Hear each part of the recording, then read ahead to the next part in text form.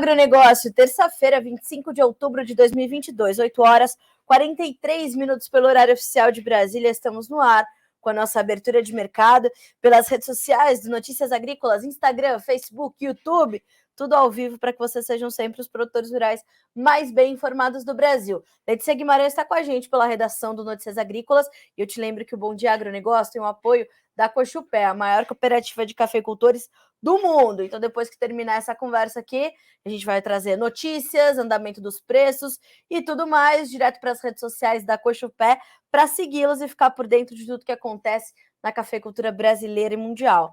Tá certo? Senhoras e senhores, não. Posso seguir. Vamos lá. Bom, primeira coisa, como a gente sempre faz por aqui, vamos abrir os mercados para você, vamos trazer o andamento dos preços, que é importante a gente saber que rumo eles estão tomando, se é que estão tomando algum rumo, né? Hoje me parece uma certa estabilidade, né, que se observa nessa, pelo menos para os grãos, né, depois de ontem, um dia mais agitado, né, e pelo menos para soja e milho. O trigo já está mais tranquilão, já está definido e está recuando, né, então vamos entender. Bom, começando com a Bolsa de Chicago. Soja, 13 dólares e 72 centos por bushel, pequena alta de 0,06% no contrato novembro, que é o mais negociado agora, mas os demais já estão aí em campo misto, então estão testando altas e baixas os demais contratos. Já já a gente vai falar sobre isso. Milho, 6 dólares e 78 centos por bushel, 0,4% de queda. O trigo cai 0,5% para valer, 8 dólares e 33 centos por bushel na manhã desta terça-feira na Bolsa de Chicago. O farelo de soja tem leve alta de 0,2%, também tomando um fôlego depois da baixa de quase 3% na sessão anterior, enquanto o óleo de soja cai 0,5% para valer 71 cents mais 53 por libra-peso. A tonelada curta do farelo, 409 dólares e 60 cents, ok? Bolsa de Chicago agora. Temos uma volta das baixas para o café. Ontem o mercado subiu, tentou uma recuperação, mas hoje já volta a recuar e tem uma perda de 1,2% para 1 dólar e 88 mais 15 por libra-peso. O açúcar sobe 0,3% de alta para 18 cents mais 18 por libra-peso. O algodão também sobe um pouquinho hoje depois da despencada de ontem, mais de 3% de baixa. 76 cents mais 73 por libra-peso. O petróleo tem um novo dia negativo. O WTI perde 1,2% para 83 dólares e 56 cents por barril. O Brent, 1,05% de baixa para 90 dólares e 25 cents. A gente vê o mercado dar continuidade às baixas que foram registradas ontem e o mercado volta a ceder, portanto, nesta terça-feira. O gás natural, em contrapartida, depois de cair forte ontem, sobe hoje, tem alta de 1% no mercado futuro norte-americano. O ouro, a prata e o cobre caem, o ouro cai 0,3%, a prata 1,7%, ontem subia também, por isso hoje a baixa é mais intensa, e o cobre segue o seu movimento de queda, tem 1,7% de baixa também. Bolsa de Dália, mercado futuro chinês. Vamos dar uma olhadinha como é que fecharam os negócios lá em Dalian? Bom, farelo fechou em baixa, o óleo também e o milho também em campo negativo nesta terça-feira, tá? A gente percebe que as questões todas ligadas à política, ao futuro político da China, ainda pesam severamente sobre os negócios por lá. A gente sabe que Xi Jinping assume pelos próximos 5 anos, trocou 7 peças-chaves do seu governo, incluindo o primeiro-ministro, né, o Li Keqiang, que era muito alinhado a reformas, enquanto Xi Jinping é bem mais conservador e está muito focado na questão de controlar o Covid-19, enquanto a economia está ficando de lado dentro dos moldes chineses, é claro, porque mesmo de lado está crescendo 13,5%. Então, a gente precisa olhar para isso. Mas olha só esse comentário do Eduardo Vanin, analista de mercado da Agriinvest Commodities. Em Dalian, os futuros do milho recuam, os futuros do farelo seguem estáveis, os estoques de farelo de soja continuam caindo como uma pedra. O recebimento de milho e demais cereais começou a desacelerar forte. O recebimento de milho pela China caiu de um pico de 30 milhões e meio de toneladas no acumulado de 12 meses até abril deste ano para expressivos 23,3 milhões de toneladas em setembro. A China possui apenas 3,6 milhões de toneladas de milho em seu nome nos Estados Unidos. O recebimento de milho pela China vai continuar caindo rápido e a gente precisa entender como é que as novas compras aparecerão. Elas serão feitas nos Estados Unidos? A China está querendo finalmente levar milho do Brasil? É isso que o mercado se pergunta agora, lá fora e aqui dentro. Então, esse é um ponto importante para a gente monitorar no mercado de milho, tá bem? Não estão ocorrendo essas compras, simplesmente a conta não vira nos níveis atuais de milho no mercado internacional, custo e frete China contra os preços no mercado doméstico. A indústria chinesa está convalescendo. A capacidade ociosa da indústria de amidos e álcool passa de 60%. Por quê? Porque o recebimento de milho diminuiu. Corretores de milho no Brasil ainda falam que a China poderia vir para comprar o dezembro e janeiro aqui. A janela, no entanto, está se fechando pela conta, tá? Pela conta da viabilidade de trazer ou o milho dos Estados Unidos, ou o milho do Brasil, ou o milho de onde quer que seja. Então, nesse momento, os negociadores ali estão fazendo as contas e a gente precisa entender que realmente esse é um ponto-chave para os chineses, né? Eles jogam esse jogo melhor do que ninguém. Então, esse comportamento é justificável lá para suas indústrias e tudo mais. Claro que a gente que está aqui do outro lado do mercado que fica se perguntando como é que a China vai fazer suas compras de milho, né? Ontem, o USDA, o Departamento de Agricultura dos Estados Unidos, trouxe uma atualização dos seus números de embarques semanais de grãos. Então, soja, milho e trigo, num destaque nós tivemos excepcionais embarques semanais de soja, superaram 2 milhões e 300 mil toneladas, superaram as expectativas do mercado e vieram pela primeira vez na temporada 22-23, superando essas expectativas e a média para o período. Em relação a outras safras, essa semana que terminou, ela veio, né, a última semana, ela veio com números, portanto, acima de períodos anteriores, pela primeira vez nesta safra. Isso acontece mesmo com uma logística ainda muito comprometida nos Estados Unidos. O rio Mississippi segue com seus níveis muito baixos, o calado está estreitíssimo, sem condições de navegação. As barcaças por lá têm que caminhar, têm que manter o fluxo com um volume bem menor de carga e ainda assim custos iguais, né? É pago o custo de uma barcaça. Se vão 1.000 toneladas ou 150 milhões, vão no mesmo custo. Então, percebam, esse custo em algum momento vai ficar para o produtor norte-americano, que está em plena colheita, tá certo? Então, a gente vê que tudo isso vai fazendo com que as contas realmente não fechem.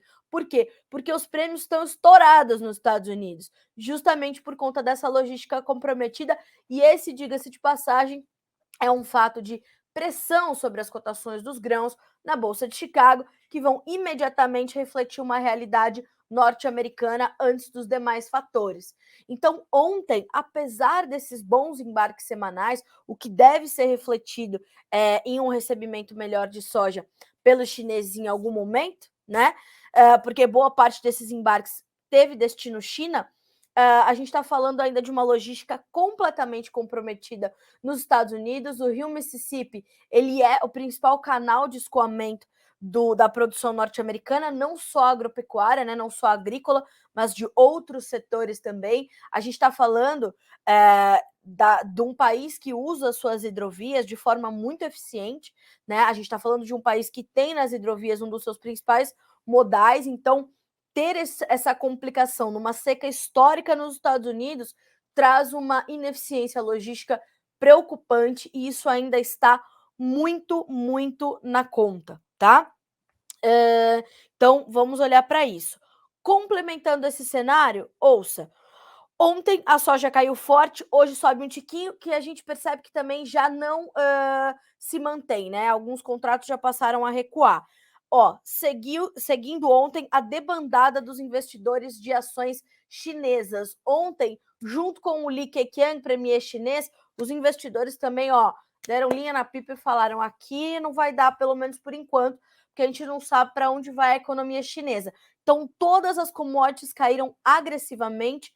Era um dia de mais aversão ao risco, e a gente percebe que o cenário macroeconômico, né, esse cenário, esse pano de fundo do mercado financeiro continua tendo uma influência muito forte, porque fundamentalmente falando, para os grãos, a gente tem um cenário ainda positivo. Que cenário é esse? Um cenário onde nós temos um quadro de oferta ainda ajustada, as safras norte-americanas vieram menores do que o esperado, e nós temos aqui uma safra em andamento no Brasil, né?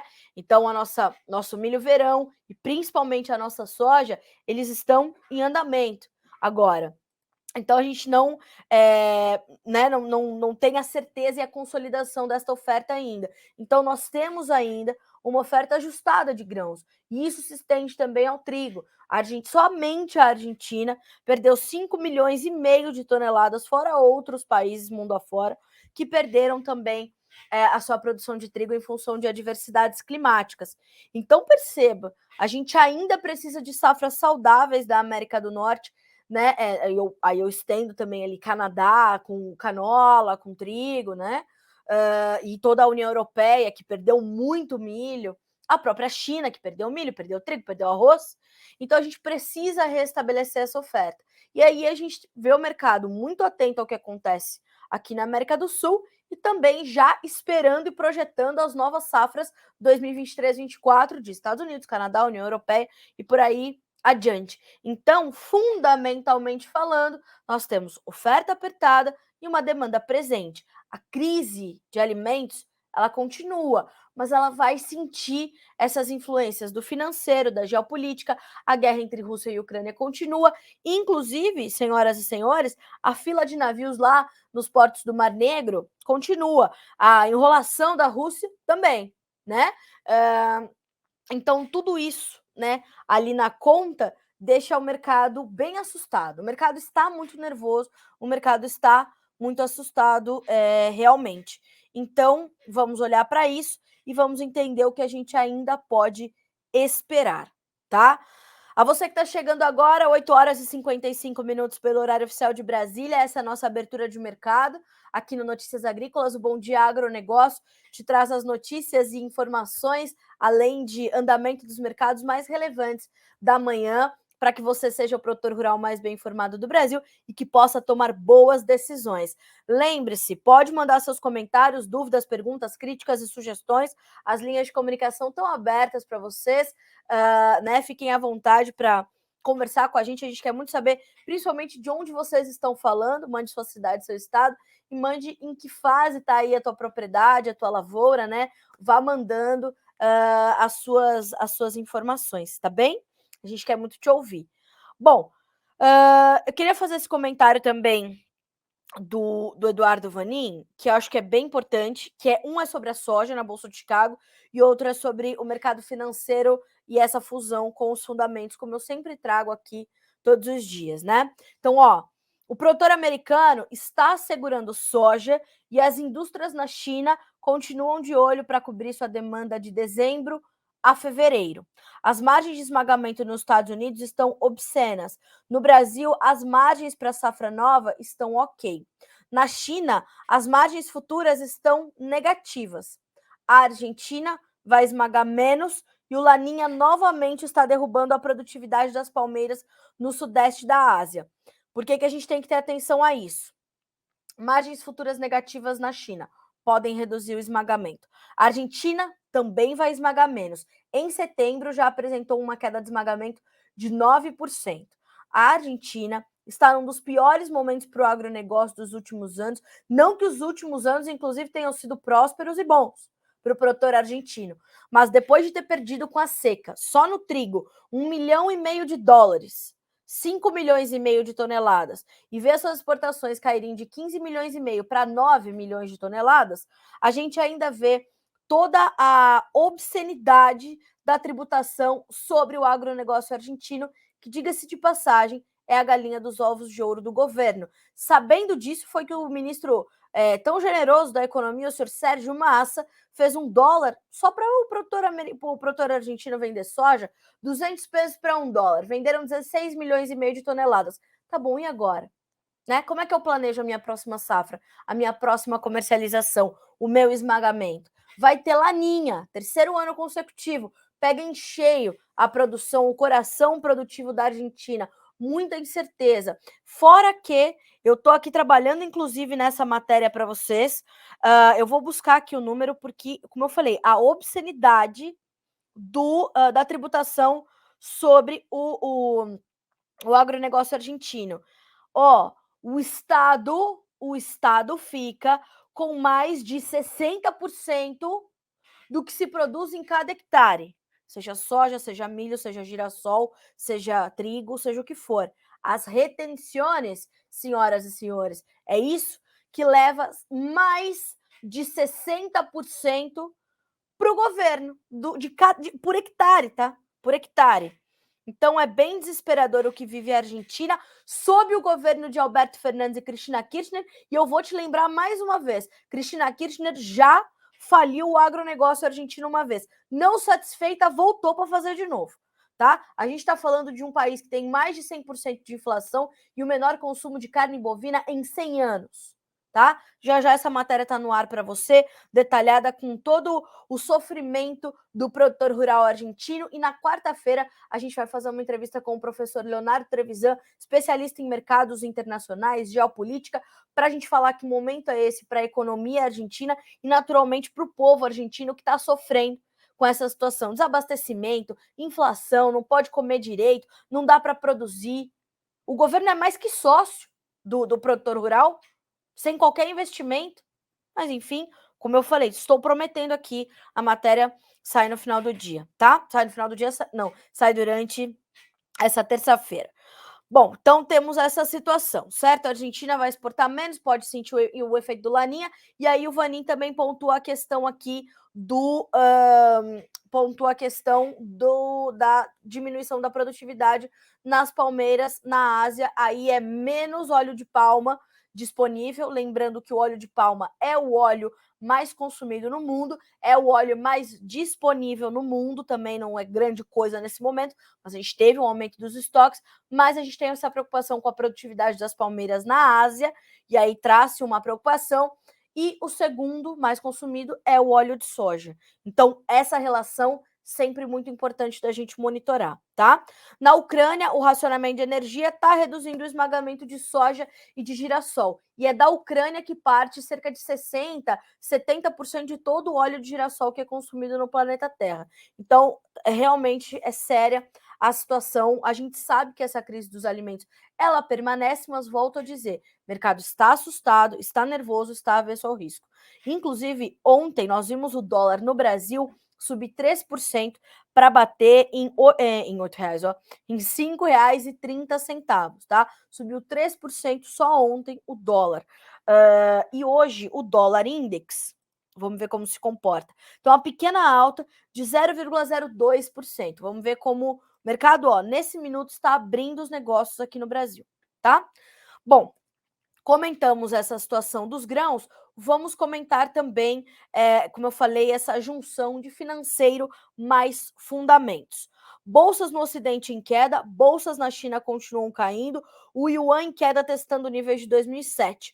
Os bancos centrais estão enrolados. Vão fazer o quê, né? Vão fazer o quê para controlar as suas inflações? Todos estão dando grandes prejuízos.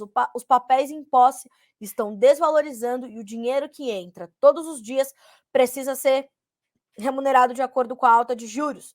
Para fechar o furo, os tesouros precisam vender mais papéis, alimentando todo esse ciclo. Petróleo e commodities caindo. Clima na América do Sul, benéfico, pelo menos por enquanto. O plantio da soja no Brasil engrenou. A gente já tem mais de 30% da nossa área plantada, de acordo com as consultorias privadas. Clima favorável para os próximos 15 dias, o que é muito bom. Aliás, se você quer saber mais sobre o clima, vá mandando as suas perguntas para a gente vai repassar tudo para a Virgínia. Fretes no Brasil estão caindo e o produtor continua segurando o milho e soja. Frete das barcaças no Mississippi subindo para dezembro e janeiro. Então, esse quadro todo é o que está aí motivando essa movimentação toda do mercado, tá?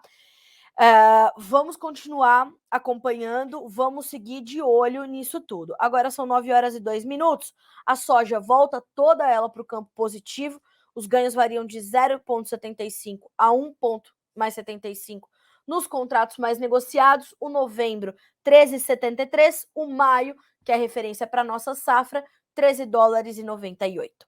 O milho caindo em Chicago nesse momento, pouquinho mais de 2 pontos nos principais contratos. Dezembro, 6 dólares e 79.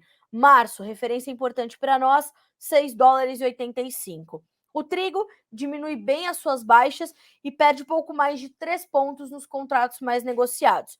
Dezembro, 8 dólares e 35, maio, 8 dólares e 65 cents por bushel, tá bem?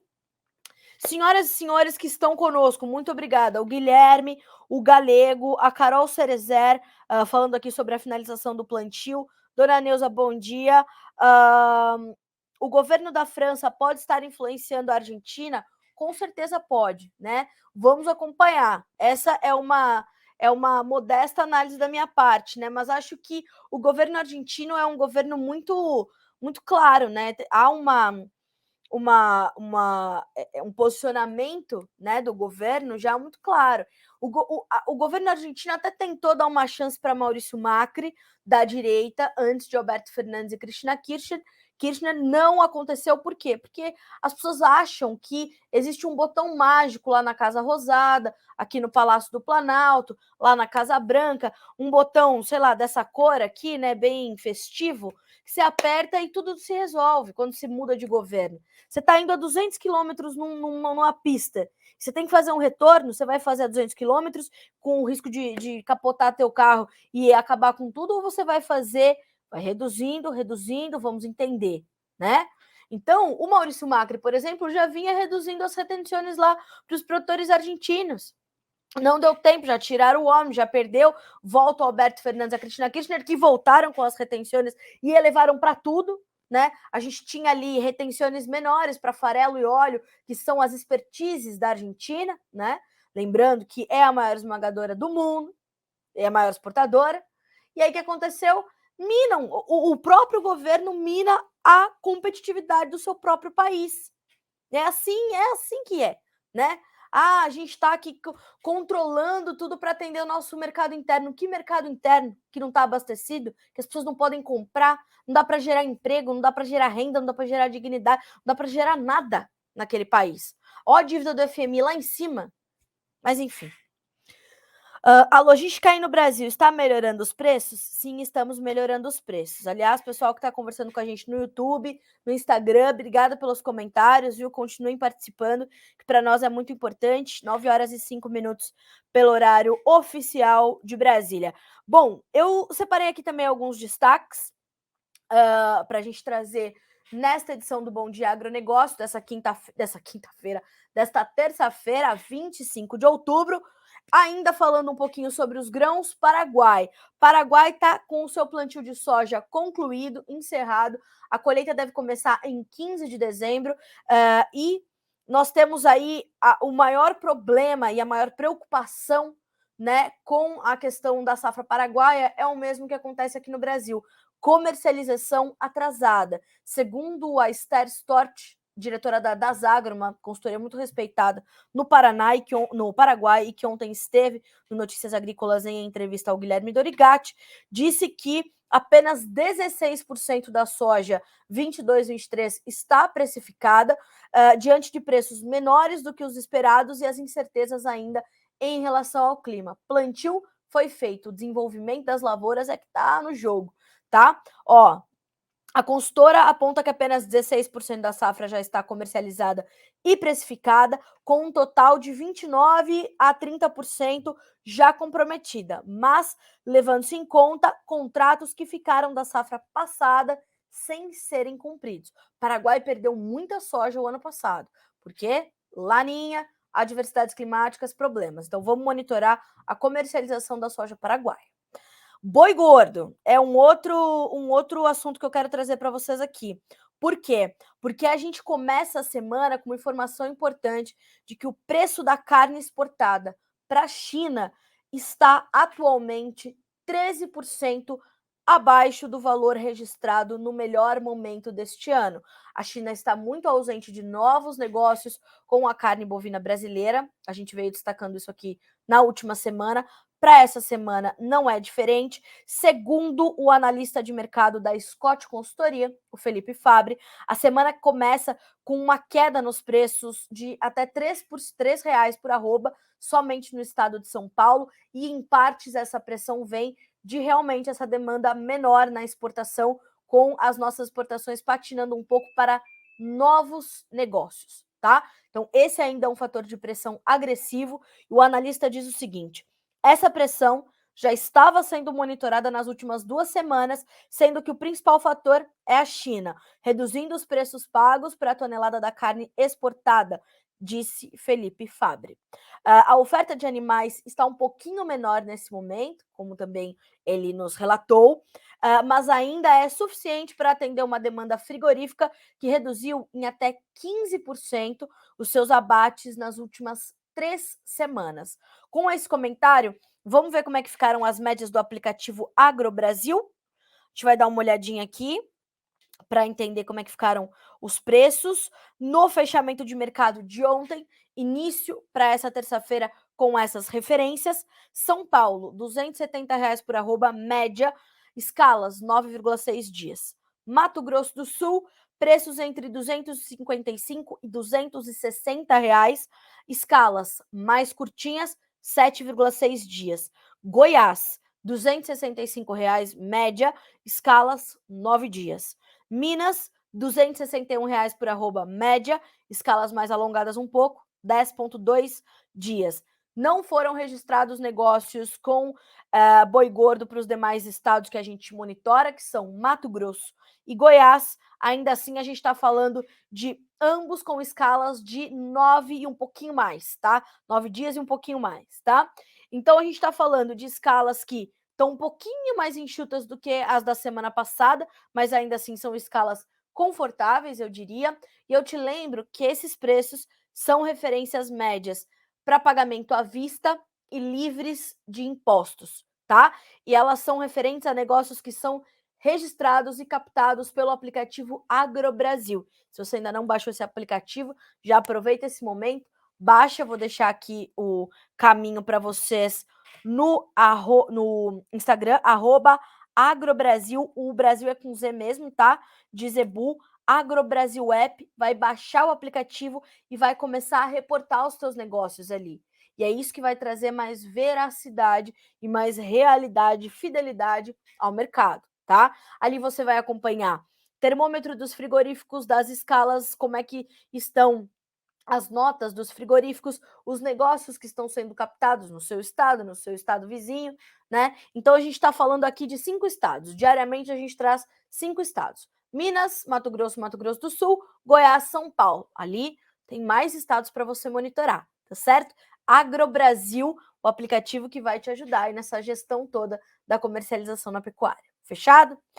Bom, estamos aqui nas carnes, vamos direto para as nossas informações das nossas exportações de proteínas animais, porque as notícias são positivas, né? Então a gente está falando de exportações dos granjeiros com boas receitas e bons volumes sendo gerados aí em 14 dias úteis, que inclusive já se aproximam do total exportado em outubro de 21. No levantamento da Letícia Guimarães, feito com os números da SESEX, a Secretaria de Comércio Exterior, e avaliados ali, analisados por Fernando Henrique Iglesias, da Safras e Mercado, a gente pôde perceber que, os embarques de carne de frango seguem acelerados e registram uma arrecadação em 14 dias úteis equivalente a 92% do total de outubro do ano passado. Abre aspas para o Fernando Henrique Iglesias. O país está tendo vantagem na lacuna deixada pelas mortes de aves por influenza aviária no hemisfério norte. Nós já vimos também relatando aqui no Bom Dia Agro abatimento e forte, né? Abates muito grandes de aves na França, aves na Holanda, me parece que na Espanha também. Então a gente está com um abate considerável aí na Europa e a gente vai complementando essa lacuna. Devemos chegar a 4,8 milhões de toneladas embarcadas, perdão. Essas variações semanais são do jogo. O importante é olhar para os dados do ano anterior. Então pode ser que em relação à outra semana a gente tenha um pouquinho de queda, mas em relação ao ano passado, como é que estamos no acumulado? Como é que estamos no grosso? É assim que a gente tem que olhar. Sobre os suínos, no mesmo período, em 14 dias úteis do mês de outubro, a receita das exportações de carne suína brasileira chegam a 90,7% do total obtido em outubro do ano passado. Ainda, de acordo com o Fernando Henrique Iglesias, o movimento de alta nos preços da carne suína produzida na China já mostra reflexo dos números no Brasil.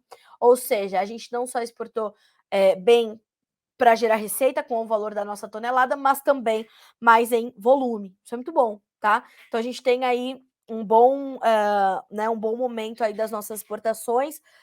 Volto a dizer, temos que olhar o acumulado, tá? Para entender. E te lembro também, pessoal, que essas informações todas do Felipe Fabre da Scott, do Fernando Henrique Iglesias, da Safras e Mercado para as nossas exportações e o nosso mercado de boi gordo, todas elas já disponíveis no Notícias Agrícolas, bem como as informações do Paraguai, tá? Bom, falamos de carnes, falamos de grãos, falamos de safra paraguaia. Vamos para o nosso próximo destaque, que são as nossas exportações de açúcar, porque os números nos nossos portos estão repercutindo bem e trazem uma sinalização de uma tendência bem positiva para 2022, quando a gente pensa no mercado de açúcar, tá? Vamos dar uma olhadinha aqui nas informações levantadas pelo Jonatas Simeão, nosso especialista aqui no mercado sucroenergético, que disse o seguinte: o que ele pôde apurar? A exportação de açúcar avança pelos portos paranaenses e a tendência é de um ano de 2022 bastante positivo. Em agosto deste ano, o volume foi mais de 90% maior em relação ao período de 2021, após uma queda consecutiva no volume dos meses de junho e julho. O cenário positivo seguiu-se nos meses de setembro e outubro, contribuindo para um bom 2022 e uma possibilidade de recorde, tá? Então a gente tem aí informações importantes do mercado de açúcar, boas perspectivas, inclusive, né? É importante a gente trazer esse destaque dos nossos portos. E as nossas exportações de açúcares e melaços totalizou 15 milhões, né? As exportações totalizaram 15 mil toneladas na terceira semana de outubro, dados também da SESEX, a Secretaria de Comércio Exterior, que já estão disponíveis para você aqui no Notícias Agrícolas. Outra informação importante para concluir o comentário aqui sucroenergético. O indicador semanal do etanol anidro subiu 0,04% nas usinas de São Paulo e o anidro saltou 2,1%, segundo dados do CPEA, tá? E hoje o mercado trabalha com leves ganhos na Bolsa de Nova York, nessa terça-feira, né? O mercado testando aí algumas pequenas altas e nesse momento os contratos mais negociados, vamos testar aqui, vamos dar uma olhadinha na Bolsa de Nova York, a gente vê o março com 18 centes mais 13 por libra, e só ele acima dos 18. O maio, 17 centes mais 20, o julho e o outubro seguem trabalhando na casa dos 16 centes de dólar por libra peso, julho com 16,73, outubro com 16 centes mais 78 por libra, ok? E todas as commodities, inclusive, vão intensificando as suas baixas, passando para o vermelho. O café já perde 2%.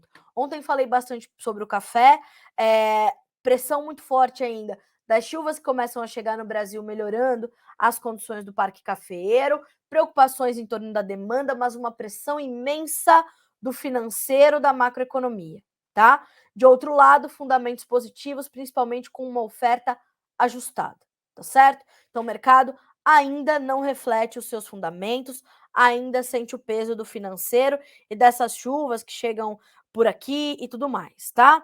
Então agora o que a gente tem? Dezembro com $1,88 por libra, o março $1,83 mais 45 por libra peso, maio $1,80 mais 60 e o julho $1,79 mais 15 por libra peso, tá bem? Bom, agora são 9 horas e 17 minutos pelo horário oficial de Brasília. O dólar abriu no 0 a 0.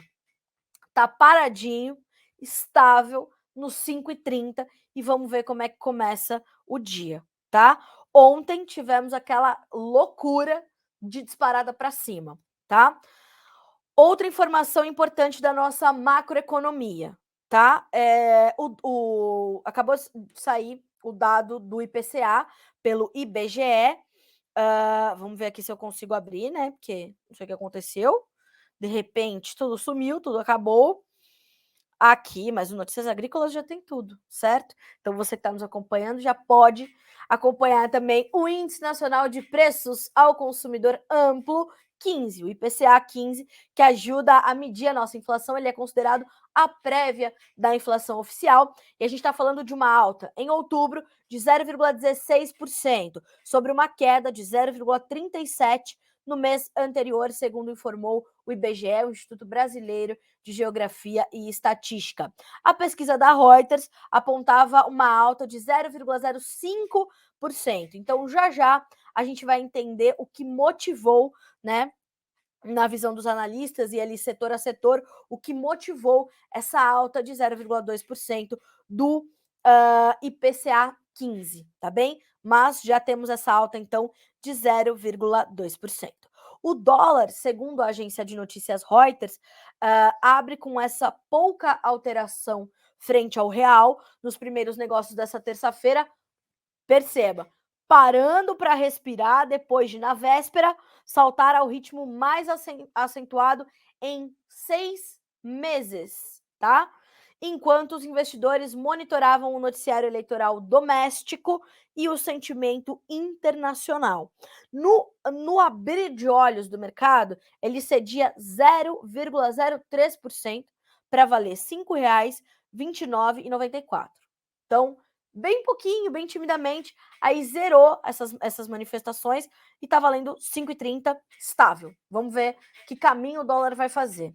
Lembrem-se, essa é uma semana em que o dólar vai permanecer muito volátil, naturalmente. O segundo turno das eleições presidenciais acontece neste domingo, dia 30 de outubro. Por mais que os institutos de pesquisa não se mostrem muito, qual é a palavra, né, para a gente não ser injusto, muito confiáveis ou muito fidedignos, talvez, né, aos resultados que a gente já observou, a gente pode entender que esses dados que vão chegando, eles vão deixando o mercado realmente um pouco mais confuso, tá? Então, vamos monitorar, vamos entender o que a gente pode esperar. Lembrando que o episódio do senhor Roberto Jefferson no último final de semana também deu uma conturbada ali nas coisas e tudo mais, segundo algumas análises. Então, a gente está de olho nisso tudo. Inclusive, o senhor Roberto Jefferson é indiciado pela Polícia Federal por 4 tentativas de homicídio após tiros de fuzil e granadas contra agentes da Polícia Federal. Ação essa que foi imediatamente repudiada pelo presidente Jair Bolsonaro, né? Diz que o tratamento para quem atira na polícia tem que ser tratamento de bandido, por isso que ele está sendo indiciado por tentativa de homicídio quádrupla, senhoras e senhores. Inclusive, Roberto Jefferson já foi transferido para o presídio de Bangu 8, tá? Outra informação importante desta manhã de terça-feira: Freto, uma agência de logística, registra um aumento de 39% no movimento de cargas do agro em setembro. Ela foi impulsionada principalmente, esse movimento foi impulsionado principalmente pela safra do milho, já que a plataforma alcançou 2 milhões de toneladas de cargas no agronegócio, um volume 38,8% superior ao de 2021. Essas informações, elas são muito importantes porque mostram que o nosso milho segue altamente demandado. Os nossos números de exportações também foram bastante significativos, né? Foram bastante importantes e, de fato, nós tivemos aí um monitoramento, né, importante desses números. O nosso milho, inclusive, continua sendo muito demandado e os melhores negócios têm sido ainda registrados nos portos brasileiros, né? Então, isso também está na conta, isso também está sendo acompanhado, tá? O Guilherme Gonçalves está nos relatando aqui que finalmente o plantio da soja está começando por lá. O Renato pergunta sobre o mercado de arroz. Renato, neste momento não temos, mas vamos buscar, tá? Deixa eu ver se a gente tem aqui alguma informação para te adiantar sobre o mercado do arroz. Deixa eu ver aqui se a gente tem alguma novidade novinha, né? Alguma novidade fresquinha. Mas a gente tende a ter essas informações na quinta-feira, tá? A última informação do CPEA, Renato. O valor do casca segue firme no mercado sul-rio-grandense, tá? Com os recentes avanços do dólar frente ao real, que favorecem o embarque de produtos brasileiros, o interesse de agentes por novos negócios para exportação e ou complemento de cargas de arroz em casca permanece aquecido e os preços no mercado sul-rio-grandense seguem firmes.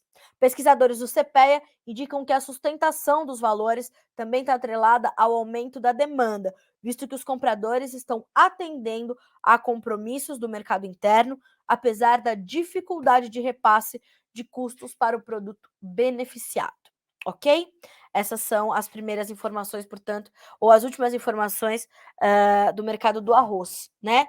O Cantarós e Veredas, né? Diz aqui, e o etanol de milho? A gente tem uma demanda importante por etanol de milho, é um setor importante hoje no setor de biocombustíveis do Brasil, é uma alternativa completamente viável, e a gente tem um bom momento nesse mercado, né? A gente teve uma safrinha 2022 adequada, então a gente tem produto para atender esse mercado, mas as indústrias estão um pouco mais contidas nesse momento, observando ali a movimentação das cotações do milho, né? Inclusive na B3, na manhã dessa terça-feira, nós temos aí preços em baixa, tá? Novembro, R$ 85,70, janeiro, R$ 90,80 por saca, março, R$ 94,14, maio, R$ 93,37. As baixas variam de 0,2 a 0,4% na B3 na manhã dessa terça-feira, e a gente percebe que segue a lateralização, né? Segue aquele movimento, né, ainda de preços muito parecidos com o que vimos há algumas semanas, né? Então, nenhuma grande mudança aí para o mercado de milho. Sobre o mercado de boi, o Paulo Mioli me pergunta e pede um abraço para o time todo, para todo o pessoal de Rondonópolis. Um abração para Rondonópolis, Mato Grosso.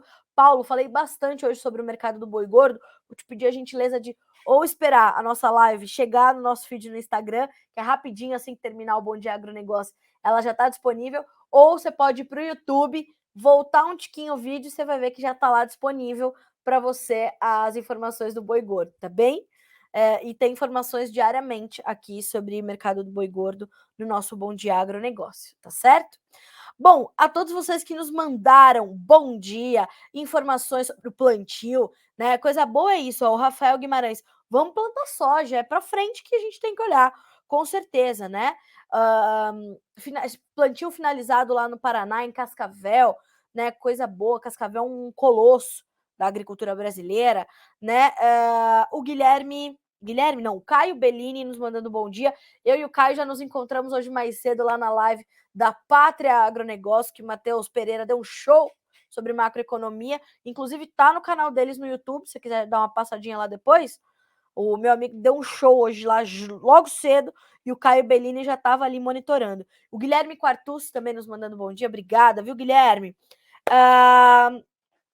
E o pessoal que está aqui com a gente no Instagram, no YouTube também, né? Sejam todos bem-vindos. Para nós é sempre um prazer dividir as nossas manhãs com vocês, tá bem? Senhoras e senhores, 9h26 pelo horário oficial de Brasília.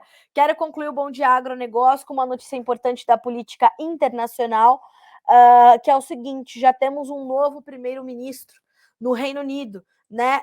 Boris Johnson desistiu de concorrer à volta a Downing Street, o que é uma loucura sem tamanho.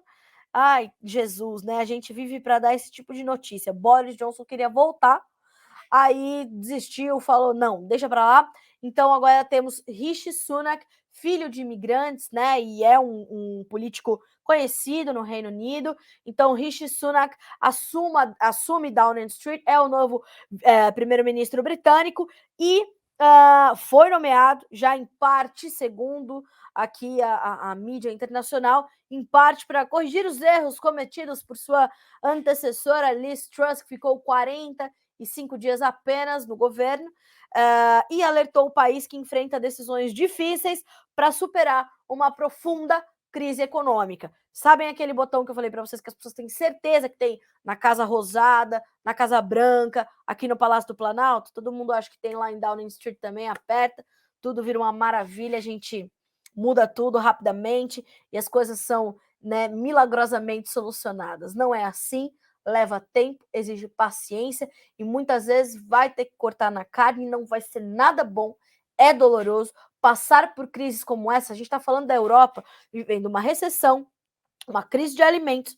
uma crise energética. Quando a gente olha para o Reino Unido, a gente ainda está falando dos desdobramentos do Brexit, né?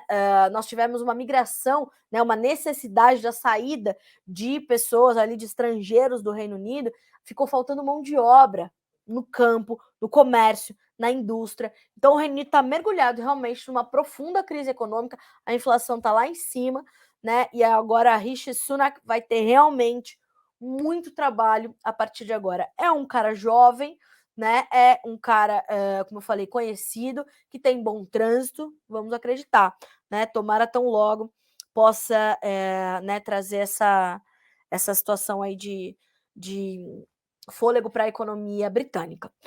Podemos dizer que produtos industrializados podem aumentar na venda na Europa?